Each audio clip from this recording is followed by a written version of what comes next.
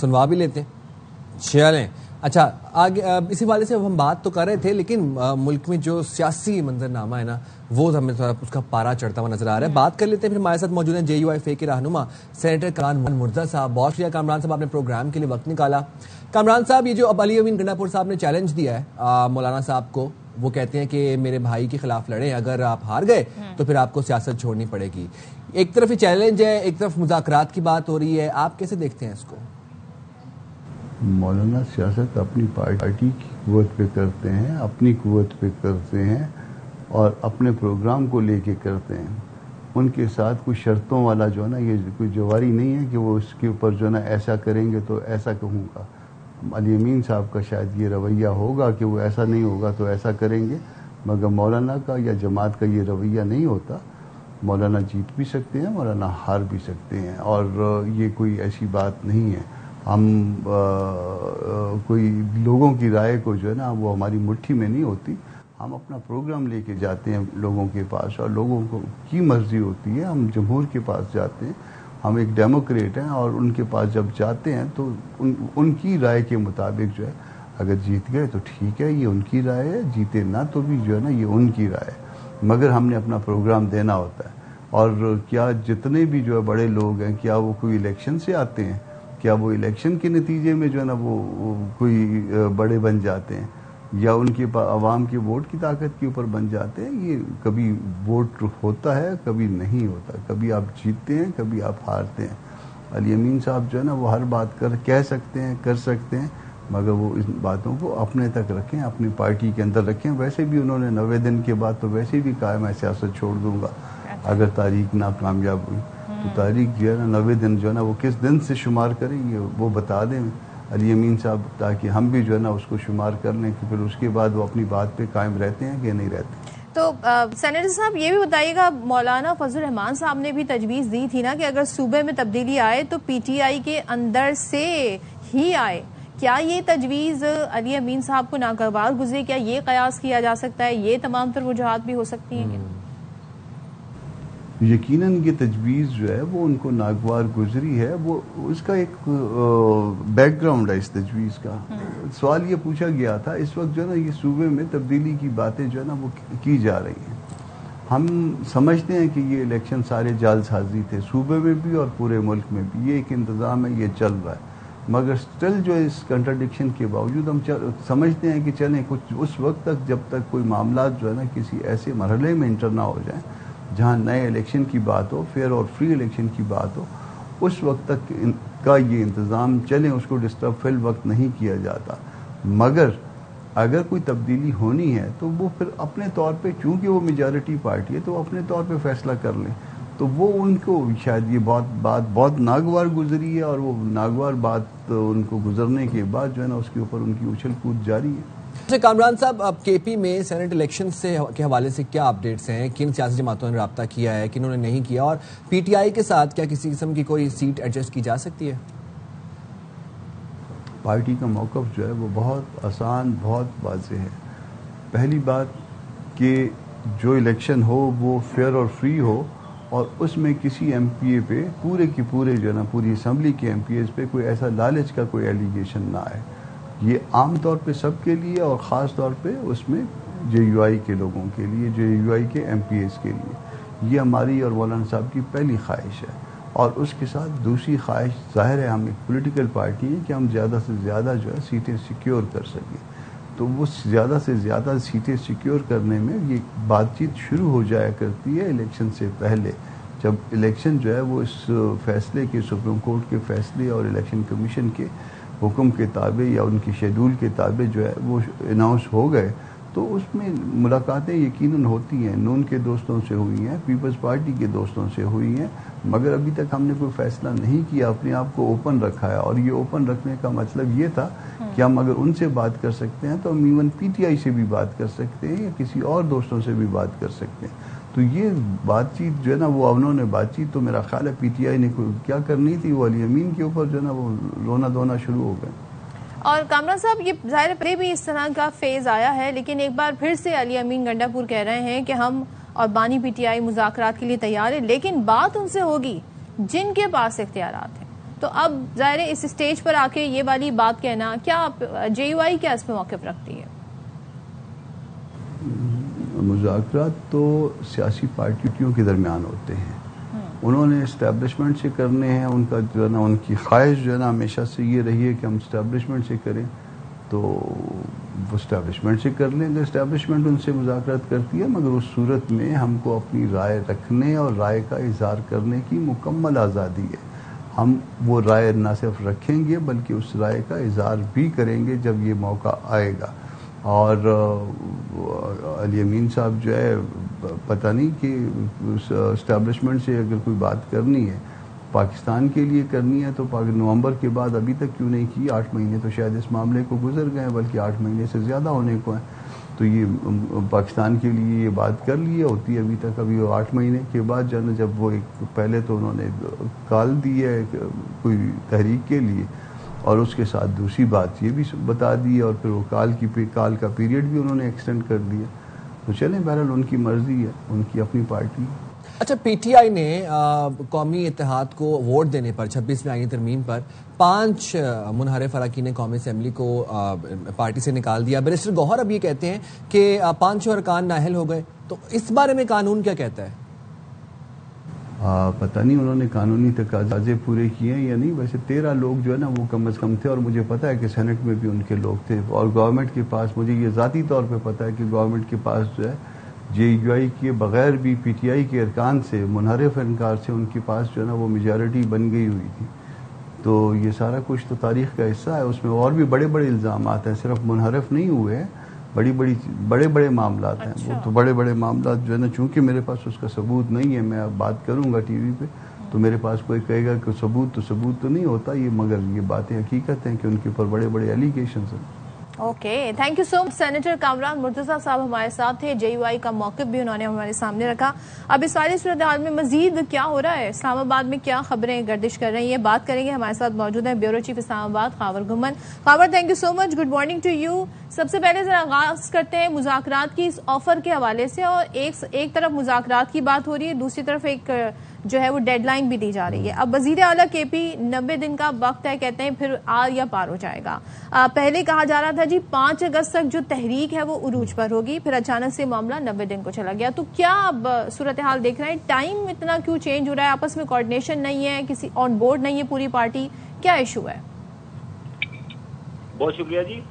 دیکھیں، جہاں تک تو تعلق ہے جو ہے علی امین گنڈا پور کا جو CM KP ہیں، ماضی قریب میں جو مختلف انہوں نے بیانات دیے، مختلف جو ہے وہ تحریکوں کا حصہ بنے جو پاکستان تحریک انصاف کی طرف سے شروع کی گئی، اس کے بعد وہ جو ہم نے دیکھا کہ جس چیز کے اوپر وہ تحریک ختم ہوتی تھی بس سمجھ نہیں آتی تھی کہ وہ کرنا کیا چاہتے ہیں۔ لہٰذا جو علی امین گنڈا پور صاحب کے حوالے سے میں جو دیکھ رہا ہوں کہ ایون تحریک انصاف کے اندر ان کے بیانات کو کوئی اس طرح سنجیدہ نہیں لیتا۔ اس کی بڑی واضح سی وجہ یہ ہے کہ ماضی میں بھی جتنے بیانات دیے اس میں سے کچھ نکلا نہیں ہے۔ آپ نے پہلے بھی کہا کہ 2 مہینے کے بعد بانی PTI کو میں رہا کرا لوں گا، اس کے بعد آپ نے یہ کہا کہ جی میں اب اسلام آباد جا رہا ہوں تو میرے پتہ نہیں اب ہمارے گھر والے یا ہماری پارٹی والے میرا جنازہ پڑھ لیں، اور اس طرح کے آؤٹ لینڈش قسم کے وہ بیانات دیتے رہے۔ کوئی ریشنل یقین کریں کہ وہ جس طرح ہوتا ہے نا کوئی سیاست یا کوئی سیاسی عمل کسی کا حصہ بنے، وہ کم از کم اسلام آباد میں بیٹھ کے ہمیں تو اس چیز کی کوئی بھی ہمیں وہ شہادت نہیں ملی۔ آپ کو یاد ہوگا جب پہلی تحریک لے کے آئے تھے، اس کے بعد 12-14 وہ اضلاع کراس کر کے چلے گئے تھے، اور وہ کون سے اضلاع کراس کر کے واپس چلے گئے تھے وہ اسمبلی کے اندر KP میں، وہ ابھی تک ہمیں اس بات کا علم نہیں۔ اچھا خاور، اسی سے جڑا ایک سوال، 2-3 بار انہوں نے تحریک کی کال دی، نکلے بھی، پھر یہ آئے بھی، اسلام آباد پہنچے بھی، وزیر اعلیٰ KP اپنے کارکنان کو لے گئے، لیکن ایک دفعہ یہ ہم نے دیکھا KP ہاؤس میں قیام کر رہے تھے، وہیں سے واپس لوٹ گئے، پھر سب پوچھ رہے تھے کہاں چلے گئے، ایک دفعہ پھر ایسے ہوا، تو آپ سمجھتے ہیں کہ جو ٹرسٹ فیکٹر ہے وہ رہ گیا ہے کارکنان میں؟ کیونکہ الٹیمیٹلی کارکنان دیکھتے ہیں کہ ان کا تو لیڈ کرنے والا کوئی بھی نہیں ہے، وہ اکیلے رہ جاتے ہیں۔ جی بالکل، یہ بہت اہم سوال صدف آپ نے جو اٹھایا ہے، اور یہ بہت ہی اہم ایشو ہے as far as Pakistan Tehreek Insaf کے جو کارکنان جو کنسرن ہے۔ آپ کو یاد ہوگا یہ 26 نومبر کی بہت زیادہ بات کرتے ہیں 26 نومبر کے حوالے سے یہ ان کی رائے ہے کہ 26 نومبر کو ہمارے اوپر کافی ظلم ہوا، لیکن آپ نے کوئی ایک ایم پی اے دیکھا، کوئی ایک ایم این اے دیکھا، کوئی ایک آپ نے ان کا منسٹر، کوئی سینیٹر آپ نے دیکھا جس کا کوئی سر پھٹا ہو، جس کے کوئی کہیں کوئی خراش آئی ہو؟ سارے سوشل میڈیا پہ تھے، سارے سوشل میڈیا کے اوپر تھے. اور اس دن جتنے بھی وہ ایون ان کے ایک مروت صاحب ہے، وہ بھی ہم دن کو تو بڑی ان کی وہ بڑھ کے دیکھی سنی، اس کے بعد آن گراؤنڈ کوئی بندہ اویلیبل نہیں تھا. تو یہ بہت بڑا ایک ٹرسٹ لیول ایک ڈیفیسٹ جو ہے جسے کہہ سکتے ہیں کہ وہ ڈیولپ ہو چکا ہوا ہے کہ کارکنان جو ہے پارٹی قیادت کے کہنے کے اوپر سڑکوں کے اوپر آتے ہیں، لیکن جو پارٹی کی عادت ہے وہ کہیں غائب ہو جاتی ہے. اب یہ کہا گیا کہ جی ہم نے یہ جو پارلیمنٹیرینز ہیں وہ مل بیٹھ کے یہ یہاں اسلام آباد سے لاہور جائیں گے، لاہور بیٹھ کے بات کریں گے. اب اس ساری ایکسرسائز کا یقین کریں کوئی منطق سمجھ میں نہیں آتا. لاہور کے اندر ایک طرف یہ کہتے ہیں کہ ہم نے تحریک شروع کرنی ہے، سڑکیں گرم کرنی ہے. ہمیں جو بانی پی ٹی آئی کا پیغام ملتا ہے جو تھرو میڈیا جیل سے باہر آتا ہے کہ جی آپ یہ غلامی کی زنجیریں توڑ دیں. لاہور میں جو 26 ان کے ارکان ہیں جن کو جو معطل ہوئے ہوئے ہیں، اسپیکر پنجاب اسمبلی نے جن کو معطل کیا ہوا ہے، وہ ہم دیکھ رہے ہیں کہ 3-4 دن سے وہ اسپیکر پنجاب اسمبلی کے گھر کا وہ جناب سامنے بیٹھے ہوئے ہیں کہ جی ہماری جو ہے وہ رکنیت کو بحال کرے. ایک طرف آپ نے قربانی دینی ہے، دوسری طرف آپ نے ایوانوں کا حصہ بھی بنے رہنا ہے، اور ایوان کے اندر جب بیٹھتے ہیں تو وہاں کے حالات و واقعات ہمارے سامنے. سو ایک بہت ہی کمیونیکیشن گیپ ہے within the leadership, trust deficit ہے between the leadership and the کارکنان. اور اس کے بعد یہ جو بات کرتے ہیں کہ جی ہم نے ایک موومنٹ چلانی ہے، وہی والی بات ہے کہ ایک میسج ملتا ہے کہ جی 5 اگست کو جو ہے یہ ایک نقطۂ عروج ہوگا اس تحریک کا، اور دوسری طرف پھر یہ 90 دن کی بات علی مین گنڈا پور صاحب کر دیتے ہیں، اور علی مین گنڈا پور صاحب سے کوئی سوال صحافی سخت کر دے تو اس کے اوپر ان کا عجیب و غریب قسم کا جواب آ جاتا ہے. اگین یہ ٹوٹل ایک اچھا خاور ایک اور چیز بھی ہم نوٹس کر رہے ہیں کہ جو پی ٹی آئی کے کافی جو سینئر سیاستدان تھے، سیریس سیاستدان تھے، وہ نظر نہیں آتے علی مین گنڈا پور کے ساتھ. تو کیا یہ پی ٹی آئی اختلافات کا شکار تو تھی، اندرونی مسائل تو تھے، بٹ اب وہ کھلم کھلا بھی سامنے آ رہے ہیں. ابھی جو لاہور اجلاس ہوا اس میں عالیہ حمزہ نہیں تھیں، سلمان اکرم خواجہ صاحب نے کہا کہ وہ ان کو مصروفیات تھیں، وہاں بزی تھیں، وہ اس لیے وہ نہیں اٹینڈ کر سکیں. لیکن انہوں نے فوراً پھر ٹویٹ کیا، انہوں نے کہا کہ ایسی کون سی مصروفیات تھیں جن کا مجھے نہیں پتا. تو اس کو کیسے انالائز کرتے ہیں آپ؟ دیکھیں اس کو بالکل ایک کامن سینس عام فہم میں دیکھیں سارے معاملے کو. آپ کا جو لیڈر ہے بقول آپ کے پچھلے 2 سال سے 5 اگست کو اس کو پورے 2 سال ہو جائیں گے، وہ پابند سلاسل ہے. آپ یہ کہتے ہیں کہ اس کو سیاسی بنیادوں کے اوپر موجودہ سیٹ اپ نے اس کو قید کیا ہوا ہے، تو اس کی رہائی کے لیے آپ نے کوششیں کرنی ہیں. جب آپ نے گھر کے کسی بڑے کی رہائی کے لیے کوششیں کرنی ہے تو کیا اپنے آپ اس طرح کے آپسی جھگڑوں کے اندر پڑیں گے، اپنی اناؤ کو اس طرح سامنے رکھیں گے؟ آج کل کا کون سا وہ دور ہے کہ جی آپ نے کسی کو ٹیلی فون کال نہیں کر سکتے، کسی کو میسج واٹس ایپ نہیں کر سکتے، کسی کے ساتھ رابطہ نہیں کر سکتے. مطلب یہ عجیب قسم کے یہ شگوفے چھوڑ رہے ہیں کہ جی ایک کہتا ہے مصروف ہے، دوسرے کہتے ہیں جی میں تو مصروف نہیں ہوں. ایک یہاں سے اسلام آباد سے لاہور پورا قافلہ لے کے جاتے ہیں، لاہور والے جو ہے ان کو وہ رسیو نہیں کرتے، پتہ ہی نہیں ہوتا. ہاں ان کو رسیو کرنے کی کوئی اجازت نہیں ہے. تو میرے خیال میں ان کو جو ہے انٹروسپیکشن کرنے کی پوری پاکستان تحریک انصاف کی قیادت کو ضرورت ہے.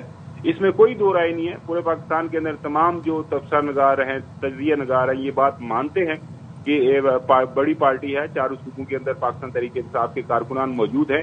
لیکن قیادت کو یہ بات سوچنی ہے کہ اگر لوگ اس پارٹی کے ساتھ جڑے ہیں تو اس کی کیا وجہ ہے، اور اب ان کے اوپر جو اگر سوالات اٹھائے جا رہے ہیں تو اس کی کیا وجہ ہے، کہاں پہ کمیاں کوتاہیاں ان سے ہوئی ہیں.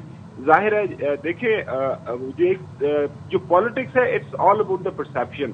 جب پرسیپشن بن جاتی ہے نا کہ آپ جو آپ بات کرتے ہیں اپنی بات کے اوپر قائم نہیں رہتے، جو آپ فیصلہ کرتے ہیں اس فیصلے کے اوپر آپ قائم نہیں رہتے، تو پھر لوگ آپ کو سنجیدہ نہیں لیتے.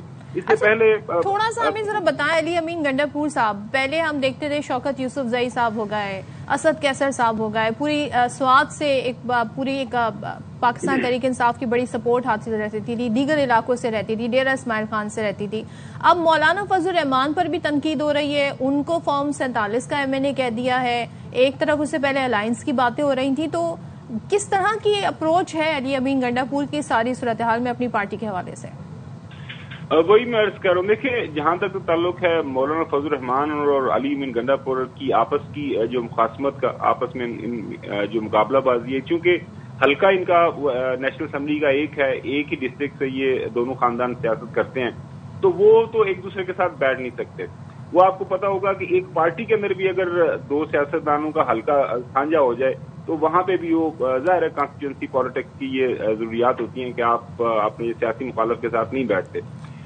چلیں وہ بات سمجھ میں آ گئی، لیکن جب ایک کسی بڑے مقصد کے لیے آپ کچھ سیاست کرتے ہیں تو اس کے لیے آپ کو بہت زیادہ قربانی دینا پڑتی ہیں، کوئی ٹریڈ آف کرنا پڑتا ہے. ایسا نہیں ہو سکتا کہ آپ اپنی چھوٹی سی دکان کی خاطر جو ہے، جو بڑا مقصد آپ پارٹی کے سامنے ہے، جو پارٹی کی تحریک شروع کرنا چاہتی ہے، اس کے لیے آپ اس طرح کی بیان بازی شروع کر دیں اور اس طرح کے جو اختلافات کے اندر پڑ جائیں.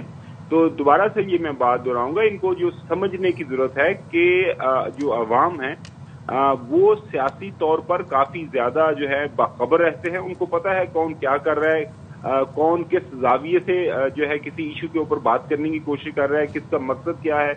اب دیکھیں اسلام آباد کے اندر صرف ایک ہی بات جو ہے نا وہ دہرائی جا رہی ہے، وہ یہ کہ علی امین گنڈاپور صاحب جو ہے وہ اپنی جو چیف منسٹرشپ ہے اس کو نہیں چھوڑنا چاہتے، اس کو قربان نہیں کرنا چاہتے. ظاہر ہے اگر اصول میں قربانی نہیں کرنی ہے اپنی چیف منسٹرشپ کی تو اس کے لیے پھر ان کو وکٹ کی دونوں طرف کھیلنا پڑتا ہے، جس کا ان کے اوپر الزام لگ رہا ہے کہ ہر سطح کے اوپر ان سے سوال یہی کیا جا رہا ہے کہ ایسا لگتا ہے کہ آپ نے جو سارے وہ پنجابی میں کہتے ہیں تو سارے گھر راضی رکھے ہوئے ہیں، تو وہ انہوں نے نا سب گھر ان کو راضی انہوں نے رکھا ہوا ہے.